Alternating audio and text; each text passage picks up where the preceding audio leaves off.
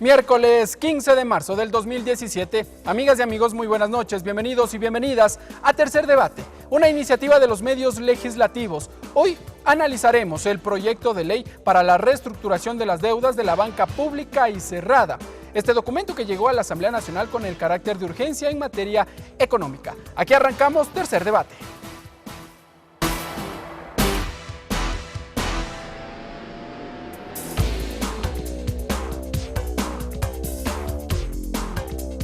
Tercer Debate, una producción de los medios legislativos. Para ello ya cuenta con la presencia acá en Tercer Debate el analista económico Fernando Buendía. Fernando Buendía, sociólogo, experto en ciencias políticas, máster en economía y desarrollo rural. Y para completar el análisis, la discusión de este proyecto de ley, ya está con nosotros el legislador José Guzmán.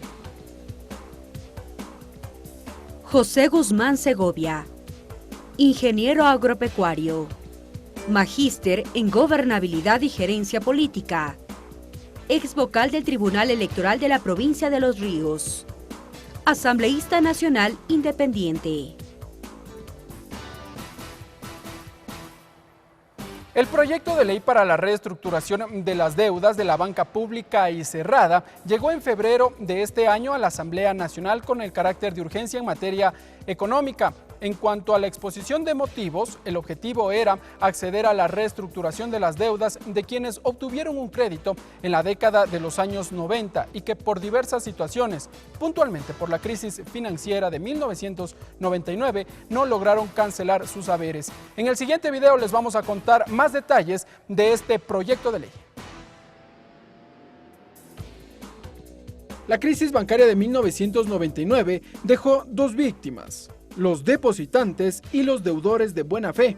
Los primeros buscan que sus depósitos sean devueltos, mientras que los segundos esperan cumplir con sus haberes y cerrar ese capítulo de la historia del Ecuador. Según datos del Banco Central del Ecuador, la crisis bancaria dejó más de 3.138 deudores que acumularon más de 4.403 millones de dólares por 5.412 operaciones. De eso, 522 deudores registran recálculos efectuados por más de 115 millones de dólares. Ellos accedieron a créditos, pero por efectos de la crisis y el desplome de varias instituciones bancarias no lograron cancelar sus haberes y tras 18 años, dos son sujetos de crédito. En 2014, un número considerable de deudores no pudieron acogerse a los beneficios de la ley para el cierre de la crisis bancaria, que buscó cerrar ese capítulo de la historia. Y es que la coyuntura económica que atravesó el país durante los años 2015 y 2016, esto es, caída internacional de los precios del barril del petróleo, apreciación del dólar, pago de contingentes legales a Occidental y Chevron, amenaza de erupción del volcán Cotopaxi y terremoto del 16 de abril, imposibilitaron el cumplimiento de ese objetivo. Finalmente, luego de 3 años, la Asamblea Nacional aprobó el proyecto de ley para la reestructuración de las deudas de la banca pública y cerrada. El documento propone algunos cambios frente a la ley del 2014. Por ejemplo, en los casos en que fueron embargados los bienes, las deudas se reducirán en el valor en que las garantías fueron constituidas. Resolver algunos de los vacíos que se dejaron o que se han evidenciado luego de aplicar por 3 años la ley que esta misma Asamblea aprobó en el 2014. Una vez rematado o subastado el bien, entregado en garantía o en dación en pago, dicha obligación se extinguirá, por lo que los herederos no continuarán con las deudas. Pero no dice nada de los verdaderos responsables, que se refieren a los administradores. A través del proyecto se amplían los plazos para que los deudores de buena fe cumplan con sus obligaciones pendientes de pago. Terminar con la calificación de los ciudadanos ecuatorianos. Y el plazo para el pago de créditos de origen hipotecario será hasta de 12 años con 1 año de gracia. Finalmente, el texto ya fue enviado al Ejecutivo para su sanción u objeción total o parcial. Muy bien, amigas y amigos, revisábamos ahí parte de los elementos que constituyen este proyecto de ley. Vamos ahora a saludar con el analista económico Fernando Buendía. Fernando, buenas noches, bienvenido a Tercer Debate. Muchas gracias a ti y a todas las personas que están mirando este programa y el compañero de panel, el asambleísta José. Asambleísta José Guzmán, asambleísta independiente. Gracias por estar acá con nosotros en Tercer Debate. Muchas gracias, Ricardo. Fernando, es un placer para mí estar aquí y un saludo fraterno a mi provincia de Los Ríos. Asambleísta José Guzmán, usted era alterno del legislador Ramiro Aguilar. Correcto. Ok, Sí. bueno, también para que la ciudadanía que nos escucha a través de la radio de la Asamblea tenga un poco de conocimiento. Fernando, empecemos. ¿Por qué es necesario o por qué es necesaria esta iniciativa enviada por el Ejecutivo? Bueno, esta iniciativa primero es fundamental porque marca el mandato de la Constitución y el principio político de anteponer al ser humano sobre los intereses del capital. Por eso esta norma constituye un hito en la jurisprudencia ecuatoriana y regional de crear una serie de mecanismos, instrumentos para favorecer la recuperación de un conjunto de personas. Hablamos de 44.000 en el caso del Banco de Fomento, hablamos de 2.000 en el caso de la banca cerrada, de personas que estaban en condición de insolvencia o que estaban con la cartera castigada y que en esa condición habían económicamente muerto, es decir, no podían ser sujetos de crédito, estaban en una situación que además en algunos casos ya llevaba varias décadas de esta condición y de esta situación. 18 años en algunos casos. Efectivamente, en algunos casos hasta más de 18 años. Vale decir que en el origen de estas condiciones, ¿no?, se encuentra en el caso de la banca cerrada, ¿no?, el comportamiento doloso de los banqueros de la banca cerrada, que en forma, digamos, abusiva, establecieron unas tasas de interés que fueron impagables y que llevaron a la condición de incumplimiento de los deudores. Estamos hablando de que en el año 99 la tasa de interés era del 60% y asimismo de deudas que habían sido canceladas parcialmente, que luego fueron escondidas en la contabilidad que se transfirió a la Agencia de Garantía de Depósitos, a la Corporación Financiera o finalmente al Banco Central. Allí está el origen y en el caso del Banco de Fomento hablamos de agricultores en condición de vulnerabilidad frente al shock externo. Estas condiciones ahora se vuelven mucho más graves en un contexto internacional de crisis que ha golpeado duramente a la economía, donde es necesario que se establezcan medidas, propuestas para la reactivación. Esta medida, por ejemplo, va a recuperar 44.000 emprendimientos en el sector agropecuario y en general de la pequeña empresa y 2.000 personas que van a poder recuperar su capacidad económica en el caso de la banca cerrada. Ok, Fernando. Esto más o menos significa 100.000 empleos. 100.000 empleos. Muy bien, Fernando. Asambleísta José Guzmán, se han dado varias de estas condiciones en este contexto, lo que ya ha señalado Fernando Buendía, pero en el 2014 la Asamblea Nacional también aprobó una normativa que buscaba el cierre de la crisis bancaria de 1999. ¿Por qué no se tomaron en cuenta? ¿Qué fue lo que sucedió allí para que exista ahora esta nueva reforma a esta normativa vigente ya? Sí, efectivamente, yo creo que la ley aprobada en el 2014 fue una ley que no ayudó en nada a los deudores de buena fe, más bien, en vez de hacerles un bien, creo que le hicieron un mal. Tanto así que las personas quedaron otra vez impagas, no pudieron solventar los convenios que realmente firmaron. Y más que todo, el tema social que pudimos palpar en la comisión al recibir a todos los deudores de buena fe era el mal cálculo de sus deudas. Básicamente, ahora tenían prácticamente deudas que no correspondían a ellos, ¿no?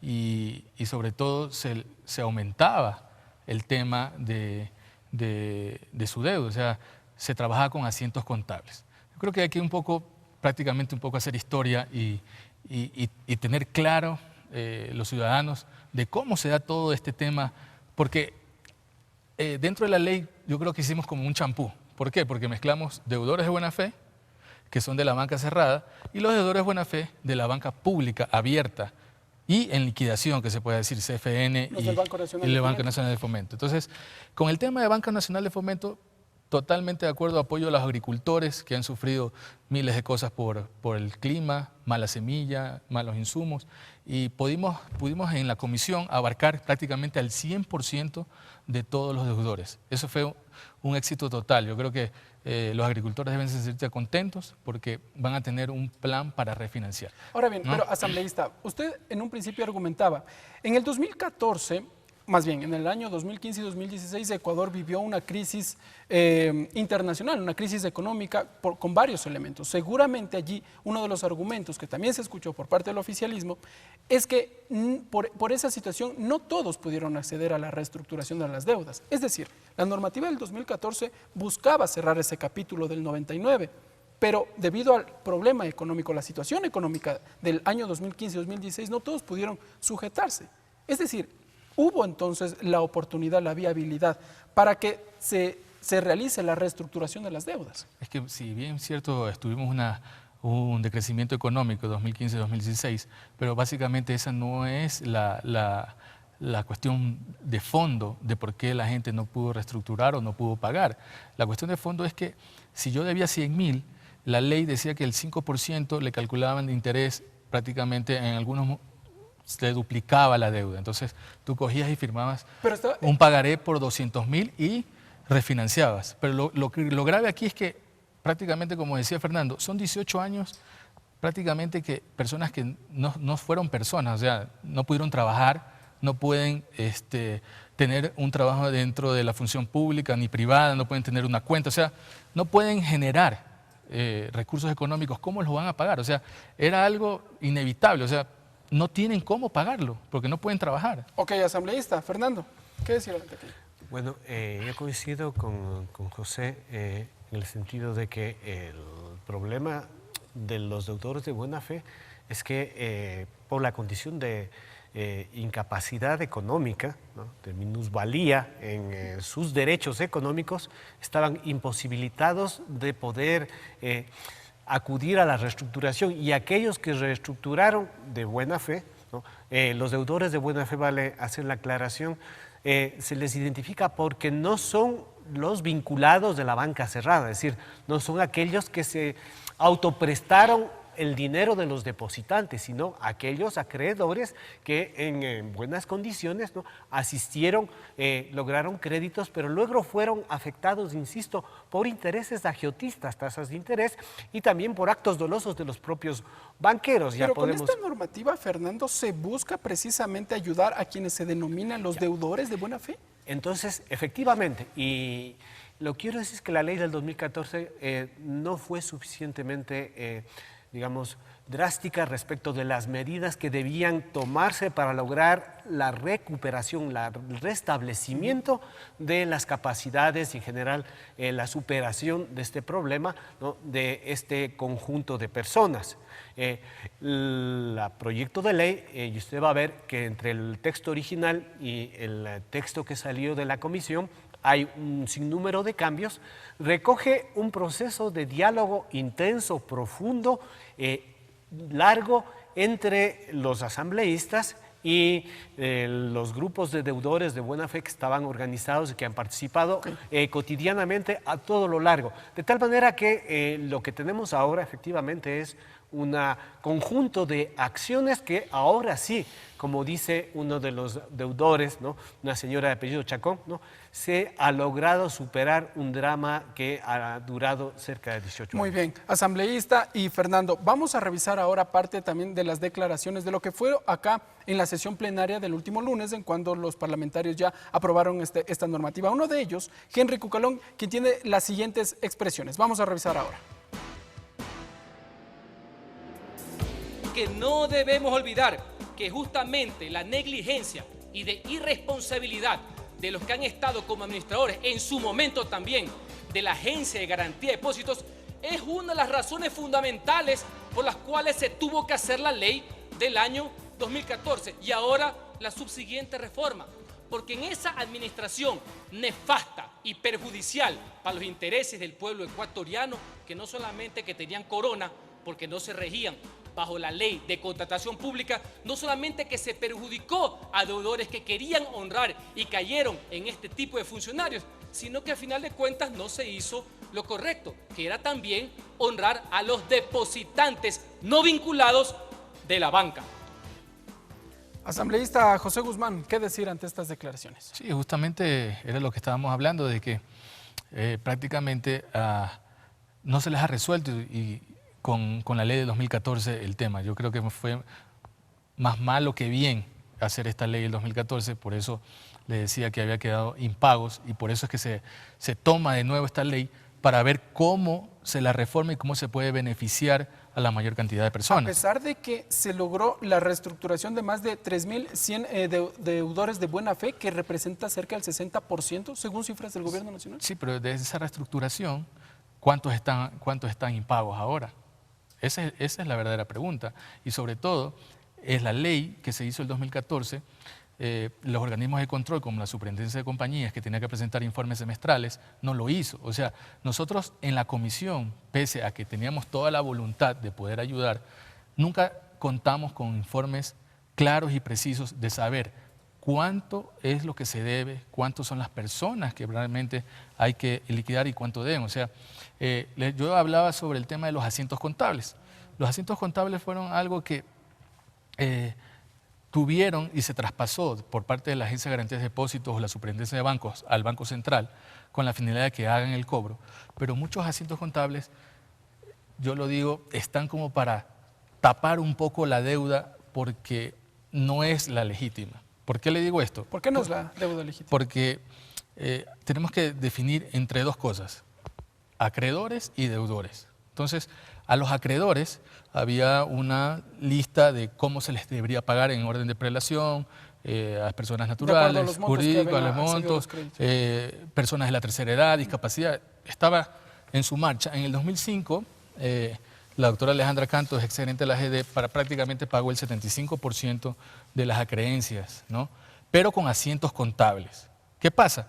Que ya cuando pagan a los acreedores con asientos contables, ahora que nosotros queremos pedir que se haga una auditoría o que se haga una comisión que revise el tema de los verdaderos valores que se le está cobrando a los deudores de buena fe, no se quiere articular con pagaré, sino que se quiere validar esos asientos contables. ¿Por qué se quieren validar esos asientos contables? Porque si no, como dice, habría que hacer un juicio de repetición o como dice uno, vómito prieto vulgarmente, porque ya a los acreedores ya les pagaron pues con esos asientos contables que no están revisados. Y si vamos más allá, ¿cuándo le cobramos a los verdaderos causantes? A los banqueros que aún no se les ha cobrado un solo dólar. Yo no veo a ningún banquero que es responsable de la crisis como de la previsora, Nicolás Landes, Peñafiel de préstamo. Bueno, la mayoría de ellos no están en el país también. No están en el país, pero tampoco se han hecho las debidas formas de cobrarles, incautar y vender para pagar. Vamos, Fernando. Yo quiero coincidir con lo que señaló el asambleísta Cucalón y quiero reiterar una denuncia que en su momento realicé en el año 2003. Las instituciones financieras en saneamiento o en liquidación, sus administradores, ¿no?, obraron en forma discrecional, en forma abusiva, en forma corrupta, en forma dolosa. ¿Cómo lo hicieron? Y debo decir que los primeros administradores de esta banca, de la Agencia de Garantía de Depósitos de estos bancos, eran del Partido Social Cristiano, eso tiene que decirlo el asambleísta Cucalón, y también los propios funcionarios de la banca cerrada.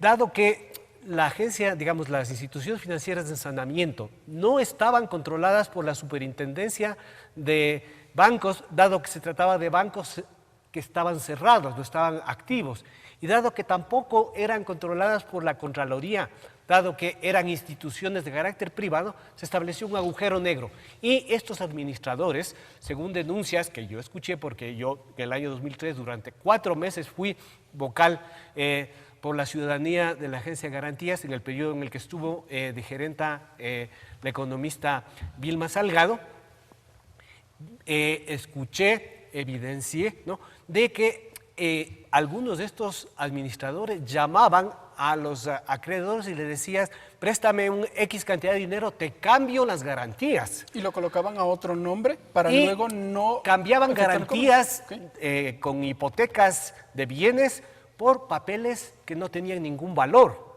O llamaban también a los depositantes a extorsionarles, ¿no?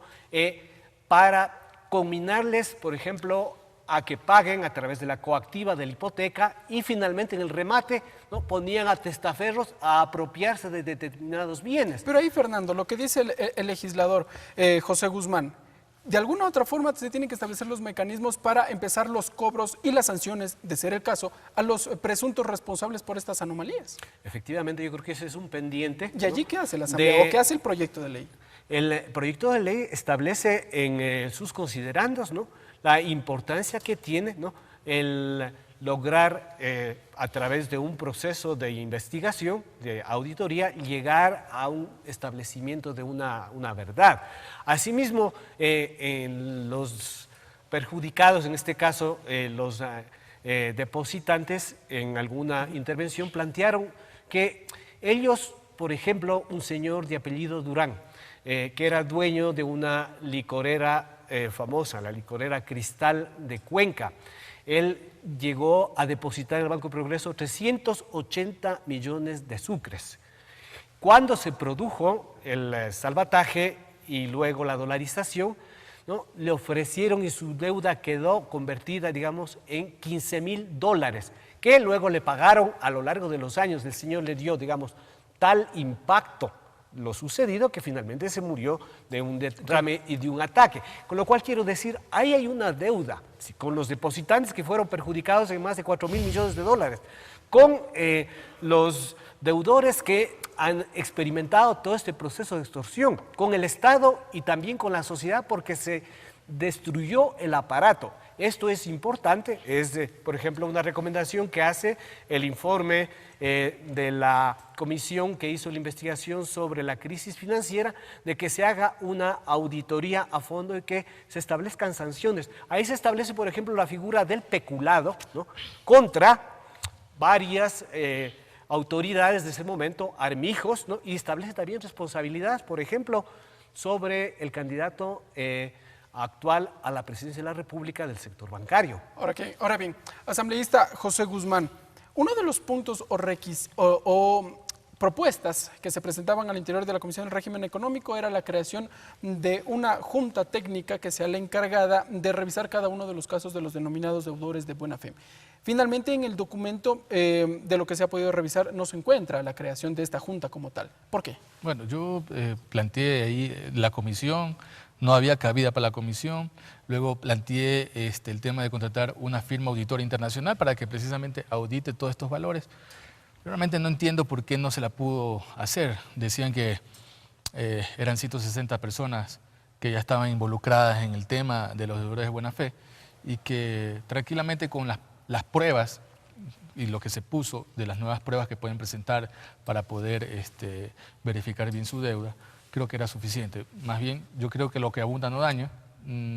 Hicimos la propuesta, no fue acogida, pero la intención era esa, precisamente ver el origen real de la deuda. Había una persona, me acuerdo tanto, llamada Claudia, que le habían duplicado la deuda de $60,000, o sea, ella había prestado 60,095 y le habían duplicado la deuda de 60. Ella había hecho abonos parciales, se le habían embargado un vehículo que valía alrededor de $40,000, ¿no?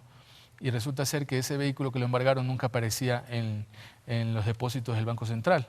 Mucho insistir, le reconocen 2,000, luego le suben a 13,000. Y luego encuentra que a ella le han vendido 6 veces ese carro en posesión del Banco Central. Eso es lo que decía Fernando. Hay muchos depositarios, jueces de coactiva que han abusado.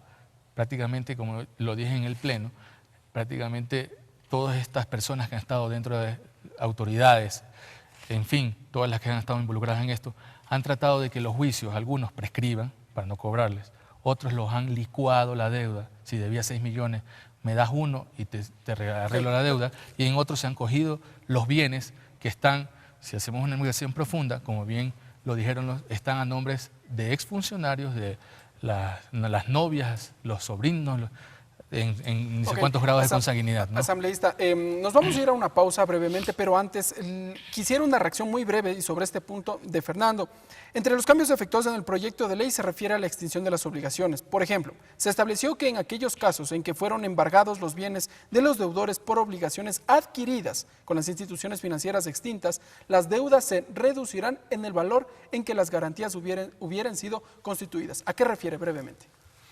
Bueno, decir que el problema de los deudores de buena fe es un problema, ¿no?, social que llama entonces a la Asamblea a la búsqueda de una solución, digamos, práctica que pueda arreglar su situación presente sin perjuicio de que luego a lo largo del tiempo se pueda hacer una auditoría y ajustar. En este caso de la ciudadana, en su momento canceló con el automóvil, ¿puede reducirse el monto del capital o cómo tendrá que funcionar? El mecanismo, digamos, hay varios mecanismos, ¿no? Uno primero, que los intereses que estaban cargados a las deudas quedan extinguidos, así como las costas judiciales, otras multas, ¿no?, hasta la fecha de 1 de enero del 2010, cuando se emite la resolución que, digamos, transfiere la responsabilidad al Banco Central. Esto significa, por ejemplo, para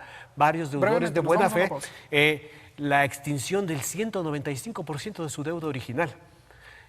Esta es una medida potente que va a ayudar a disminuir sensiblemente la deuda. Y además que esto se generaliza para todos los deudores no vinculados. Ya no hace falta que ellos presenten una solicitud, sino que el momento que se apruebe la norma, automáticamente queda, digamos, eliminada toda la deuda, las tasas de interés, etcétera, que han tenido hasta el 1 de enero del 2010. Ok, Fernando, asambleísta, José Guzmán, nos vamos a una primera pausa, amigas y amigos. Cuando regresemos tenemos más detalles de este proyecto de ley que fue remitido a la Asamblea Nacional con el carácter de urgencia en materia económica y que la legislatura ya, una vez aprobado en segundo debate, lo ha remitido al Ejecutivo para su respectivo sanción u objeción parcial o total. Nos vamos a una pausa, esto es Tercer Debate.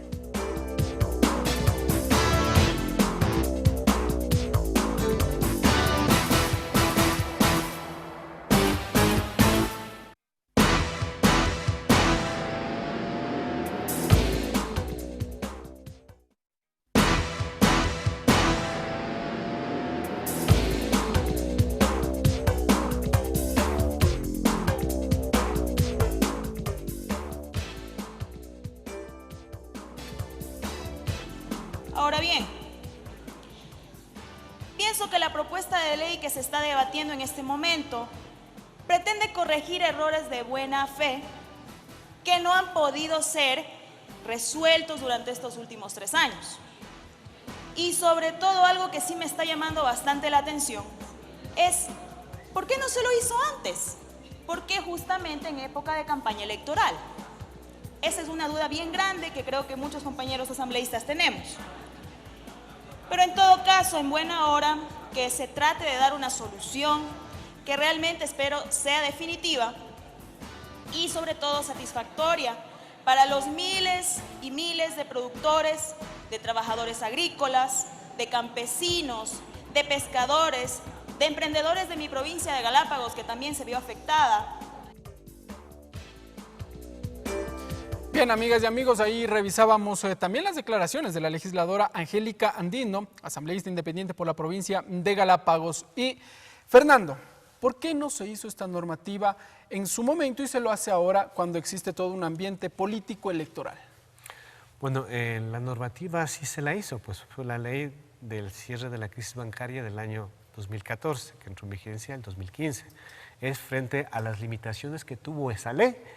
Y era necesario que transcurra el tiempo para que se pueda, digamos, valorar y corregir. Y asimismo, en el caso de los deudores del Banco de Fomento, es el proceso de evaluación y de valoración que se hace para convertirlo en Ban Ecuador, ¿no?, que finalmente establece la realidad de esta cantidad de personas que no podían transferirse porque estaban en condición de incumplimiento, con cartera E, con cartera castigada, en el caso de hipoteca. ¿Era necesario entonces, Fernando, revisar la aplicación de la normativa aprobada por la Asamblea en el 2014 y no obedece nada a un tema electoral como lo señalaba la legisladora Angélica Andino?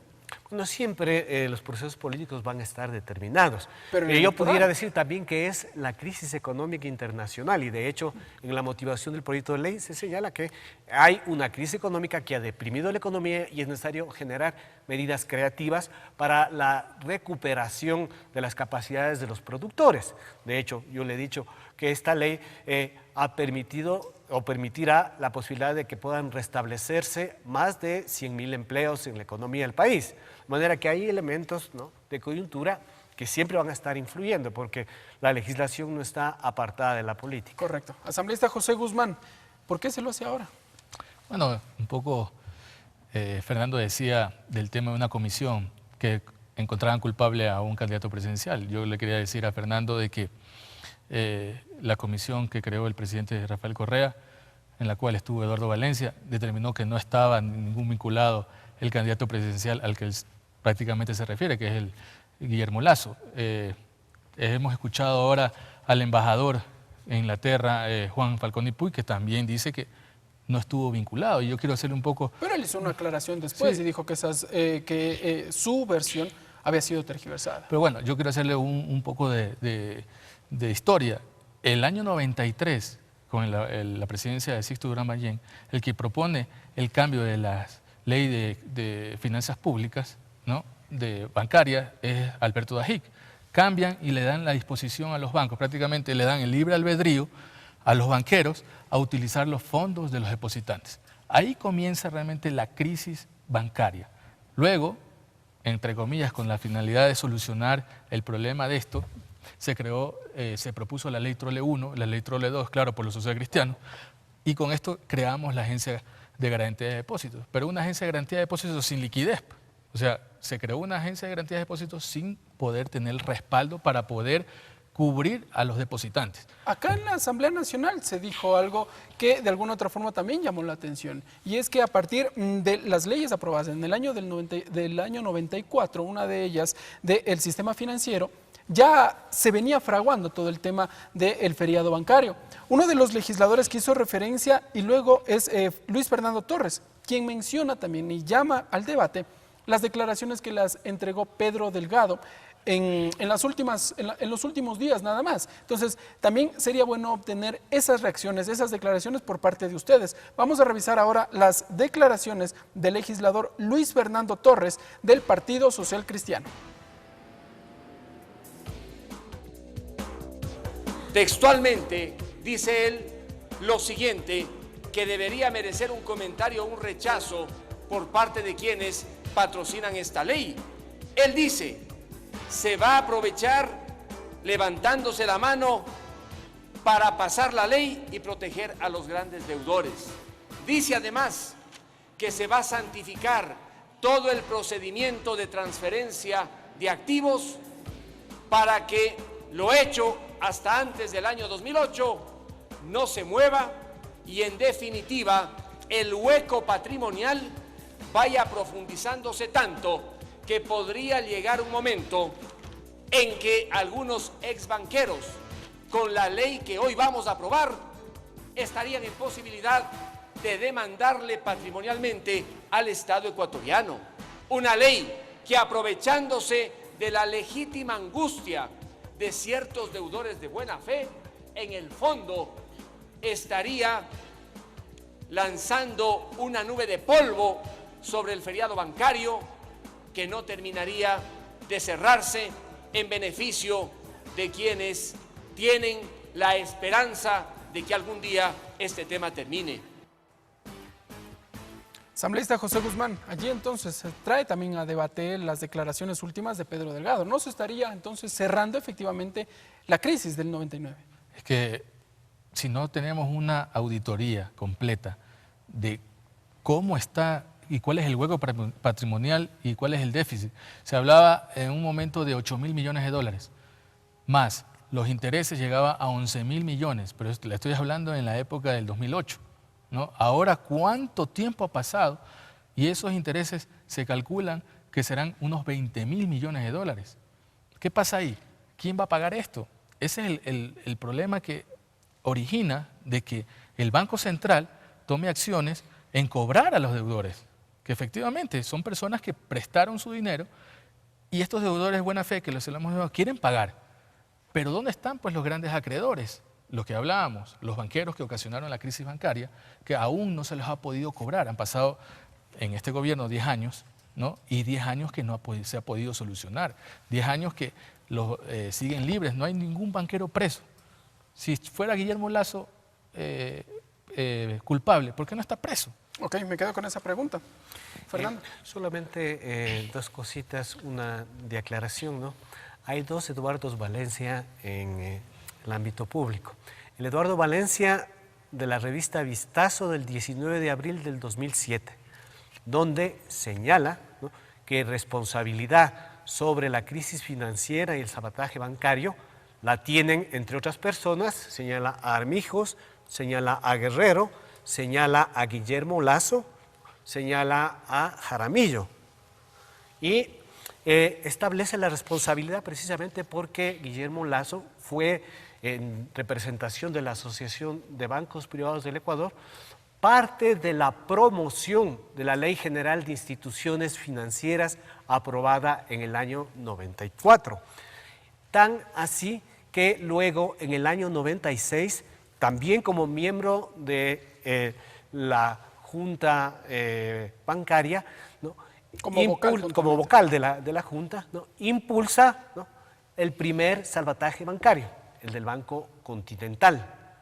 Luego ya podríamos hablar de una responsabilidad más indirecta, más ideológica, porque él estuvo detrás de la constituyente, ¿no?, que él estaba ligado al grupo de Osvaldo Hurtado y del Partido Demócrata Cristiano en la constituyente del año 97. Pero ahí de manera que la disposición 42, que es la que se basa para la creación de la AGD, no fue gratuita, fue forjada, y ahí es donde se generaron las condiciones para que luego se produzca, ¿no?, la estatización de las deudas de los bancos, ¿no?, a través de la conformación de la AGD en el año 99, donde también tuvo participación indirecta porque fue la Alianza Social Cristiano Demócrata Cristiana la que parió este engendro que fue la Agencia de Garantía de Depósitos. Asambleísta José Guzmán, ¿qué decir? Sí, efectivamente, un poco de cronología que hace Fernando, pero el pasado, como quien dice, nos atrae ahora el presente. De los 18 años tenemos 10 años de Revolución Ciudadana y en los 10 años no se ha podido arreglar esto de aquí. O sea, ¿por qué no hemos vendido los bienes que hemos incautado de los Isaías? ¿Por qué tenemos TC? ¿Por qué tenemos Gama? ¿Por qué tenemos las 32 frecuencias que tenían los Isaías? ¿Por qué no se las vendió? ¿Por qué no se las ha vendido para recuperar ese patrimonio y poder tratar de igualar las deudas? Yo me recuerdo que conversaba con la doctora Alejandra Cantos en el 2005, ella pagó el 75% de los acreedores. O sea, lo que estamos hablando ahora, después prácticamente casi de 12 años, estamos hablando que es el 25% entre acreedores y deudores. O sea, prácticamente ella comenzó y casi liquidó todo. El tema fue que no se siguió con el plan de pagos que se había dejado establecido.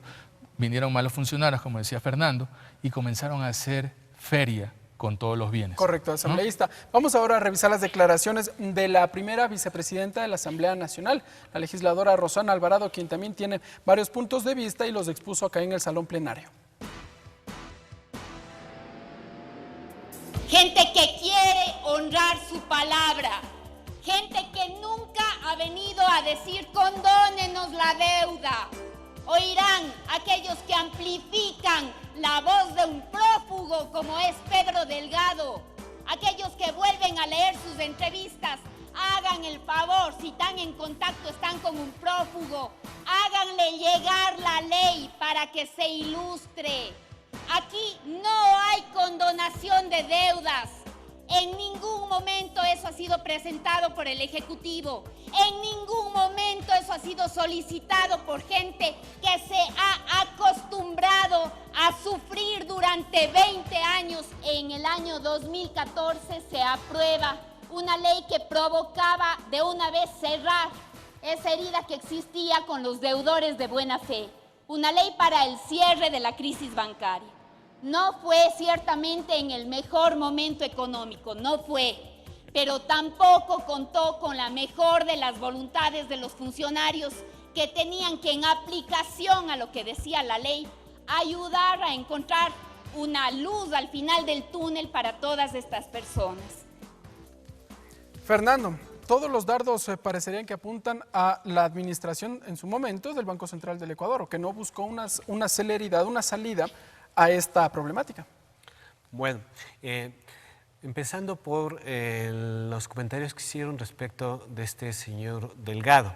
Yo debo decir que él, a través de estas declaraciones, está tratando de ganar la visa en Estados Unidos para poder permanecer allí. De forma que yo descalifico, o sea, sus declaraciones, ¿no?, son como parte de una estrategia más general, más global, donde están involucrados incluso el grupo Isaías, es decir, en Miami es donde está el epicentro, ¿no?, de una reacción de carácter política orientada, digamos, a enfrentar a los gobiernos progresistas de América Latina, de tal manera que el señor Delgado es apenas un peón de ese ajedrez, de este tinglado, y por eso descalificaría sus expresiones. Pero quiero ir un poquito más allá. El proceso de recuperación de las deudas que el Estado tuvo a través de la responsabilidad con los depositantes, ¿no?, de la banca que quebró, es un proceso difícil, lento. La doctora Alejandra Cantas, ¿no?, estuvo a punto de ir a la cárcel precisamente por tratar de cobrar a los banqueros.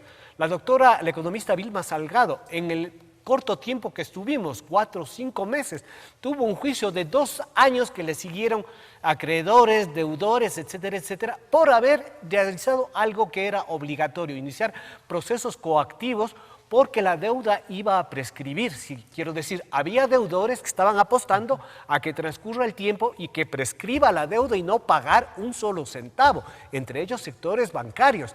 De forma que estamos hablando de como dicen, de la casa del jabonero, donde el que no cae resbala. En esas condiciones es que es complejo el cobro de la deuda. Se crearon fideicomisos para poder blindar determinado tipo de bienes que no puedan ser enajenados.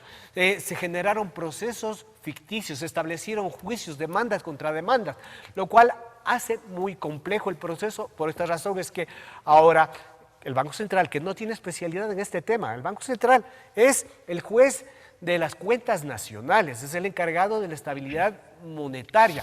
Metido en tema de cobros, realmente ha sido poco eficaz. Ok, Fernando, le corto el tiempo, corto porque tenemos muy poco tiempo. Legislador Guzmán, ¿qué tiene que decir ante aquello? Sí, pues Fernando ha dicho lo que en cierta forma todos hemos conocido, ¿no? Prácticamente el mal manejo de los funcionarios ha ocasionado esto. Claro, no tiene la especialidad del Banco Central, por eso es que se quiere dar una empresa, pero eso sí también es bien objetado, porque prácticamente al principio estaba un nombre que se llamaba Recicop, ahora que se le da a una empresa que mayoritariamente tenga pública, o sea, ¿dónde existe una empresa que tenga mayoritariamente participación pública? Va a ser Recicop.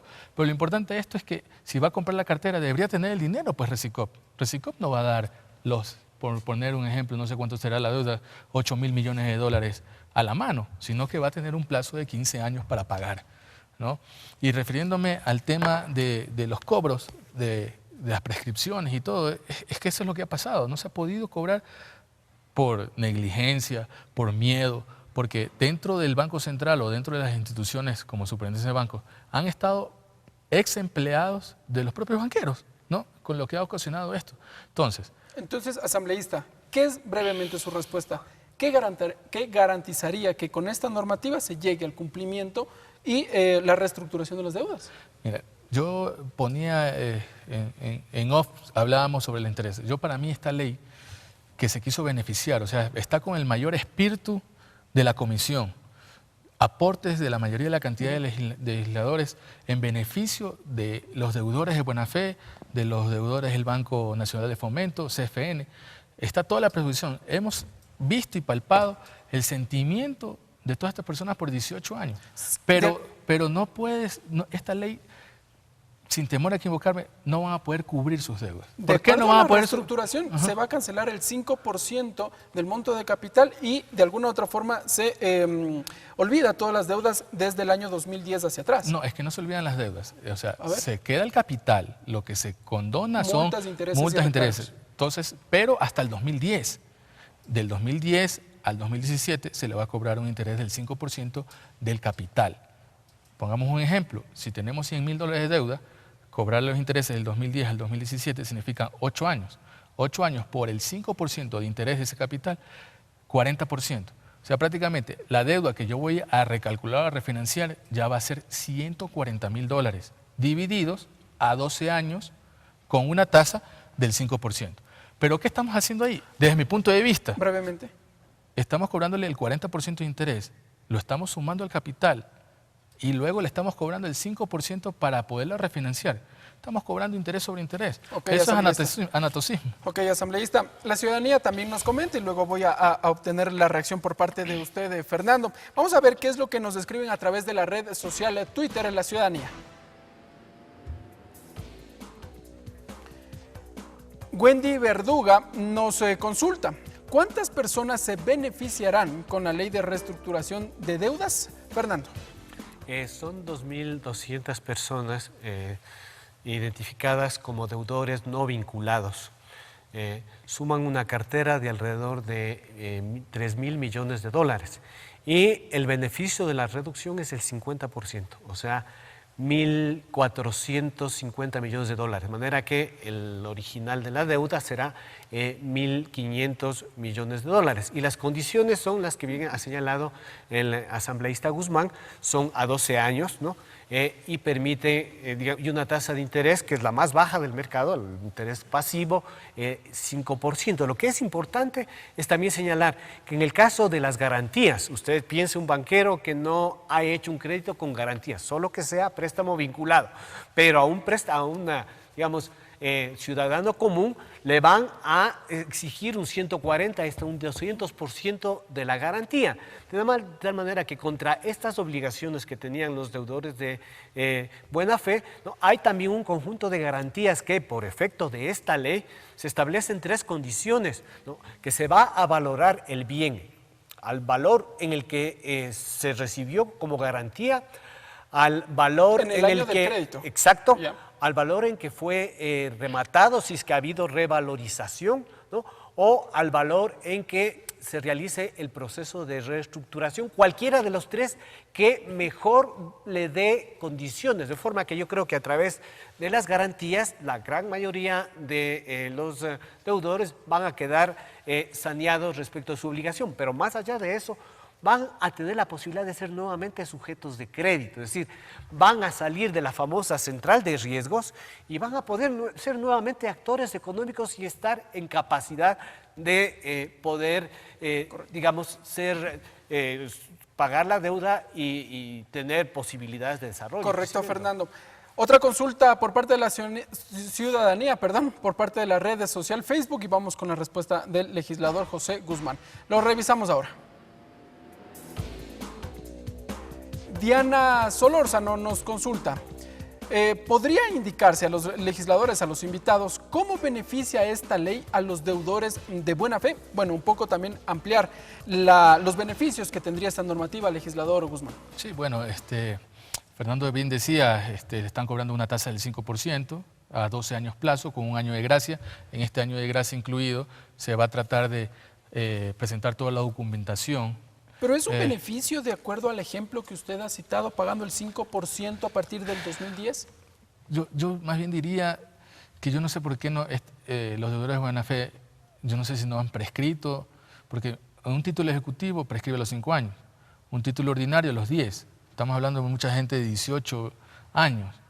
Yo no sé por qué a estos deudores de buena fe que han querido pagar, no se les ha aplicado lo mismo que a veces a los banqueros, que se han prescrito la deuda. Entonces, si entramos en ese tema ya legal, no entiendo por qué en 18 años ellos no han podido arreglar por la vía judicial. Yo no sé qué fuerza tiene, en este caso, el Banco Central, que no se acoge a la normativa legal vigente que puede acogerse cualquier ciudadano. Por eso, un poco, yo decía, de esta ley, en cierta forma es como medio inconstitucional, porque no es garantista, no defiende los derechos de los ciudadanos.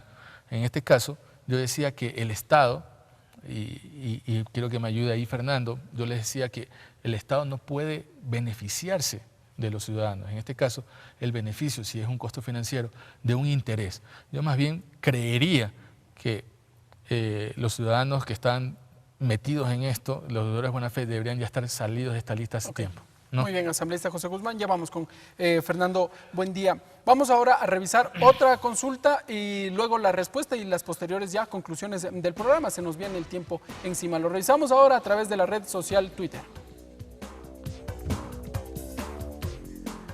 Paco Tapia nos consulta: ¿cuánto tiempo tienen los deudores para acogerse a lo que establece la normativa? Se entiende en cuanto a la reestructuración de las deudas. Fernando. Bueno, decía yo en primer lugar que la totalidad de los llamados deudores de buena fe van a ser beneficiarios automáticamente el día en que la ley entre en vigencia, ¿no?, de la condonación más o menos de la mitad de sus acreencias, de acuerdo con los cálculos. ¿Cuándo podrán ir al Banco Central del Ecuador? Y de allí tienen 90 días de plazo para acogerse a la reestructuración en estas condiciones de 12 años de plazo, 5%, y además la gran mayoría tienen, digamos, bienes que están en garantía. Estos bienes van a servirles para que un buen número de ellos puedan, mediante la revalorización de esos bienes, cubrir sus deudas. Incluso hay algunos casos en los que el bien se ha revalorizado de tal manera que incluso va a poder ser objeto de partición. La ley permite la partición de las garantías cuando cubre más del 200% de los depósitos. ¿Herederos, personas con discapacidad? En el caso de las personas con discapacidad, que son de más del 60%, en la deuda quedaría condonada de acuerdo con lo que manda la ley de discapacidad. Asimismo, en el caso de personas donde haya fallecido una persona, digamos, uno de los miembros de la sociedad conyugal. Correcto.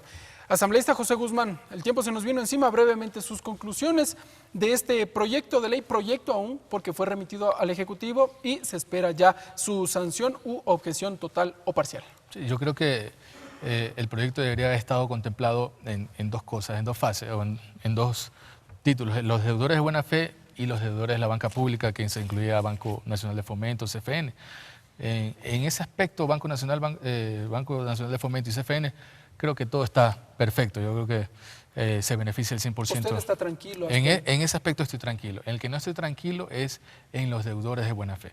Los deudores de buena fe que han pasado ya 20 años, que no han podido trabajar, que no han sido sujetos de crédito, que reactivarse después de 20 años en la vida económica va a ser bien difícil. Estamos hablando que si una persona en promedio hizo el préstamo con 30 años, que más o menos es una persona que está en capacidad económica para poderse endeudar en los montos que se han habido, que es un promedio de $100.000, más 20 años son 50 años, y volverse a reactivar en la vida económica del país es bien difícil. Yo creo que deberíamos haber dado un poco más de beneficios, como era la condonación de los intereses hasta el 2017, o sea, hasta la expedición de esta ley. Ampliar del 2010 que está actualmente, Sí, porque quedó hasta yo no le veo razón de que desde que pasan los activos al Banco Central, el Banco Central, desde el 2010 al 2017, que va a ser sancionada esta ley, cobre intereses del 5%. Estamos hablando de 40% del valor inicial o el valor de la deuda. Correcto, asambleísta José Guzmán.